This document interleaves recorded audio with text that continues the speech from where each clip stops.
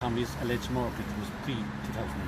So who would have jurisdiction? High Court, jury trial, as per our judicial system. And where is this going to end, do you think? There will be an awful lot more people evicted from their houses. There will be an awful lot more homelessness before the people in Ireland, our government realise that there's a scenario here which really needs to be tackled. All our citizens, their so-called citizens, are being forced into slavery contracts and are being tried and put into jail on no conviction, on no proof of alleged loans, on no proof of contracts. Today we have seen Ben Gilroy's in jail already, and they're really coming after the leaders of the people who are standing up for this injustice and jailing them and taking out of the system. So the objection that you have, or the grounds, I suppose, for your opposition to the possession of the situation that he finds himself in is twofold really. Is it that you're arguing that we didn't get the loan, that there's no contract, and also that the court doesn't have a jurisdiction? Well, whether there was an alleged loan or a contract is not in evidence and has not been brought into evidence. Tommy never get jurisdiction. They still sent highly trained Balatravan into his house to evict him with the consent of the Garda Force. Our Garda Force are there to protect us, not to evict people.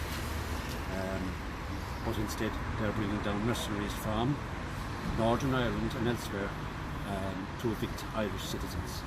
Your view on whether the courts have jurisdiction or not, how have the courts reacted to that? How have judges reacted to their arguments so far? The judges and the barristers make no comment. They realise that what they're doing has question marks, but because the system has been so closed up for the last 200 years, it's only now with social media, with access to internet, access to law, and access to retired barristers who are very important to us, who understood the system and are now teaching us where the system is falling down and how we've been forced into corporate courts, not judicial Irish courts. This is a corporate court here today. As you can see, Colman McCarthy was brought in on no charge. He has no involvement in the case, Barbie the Mackenzie friend to Tommy Collins, and he has been sentenced to jail today for what? We don't know, but he has no involvement whatsoever in the case, Barbie the alleged defendant's Mackenzie friend helping him with paperwork, because he became an authorised Martin Collins authorised to act on his behalf. Who? No, he didn't, because in the judicial system you cannot represent somebody else unless you're a bar attorney or a solicitor.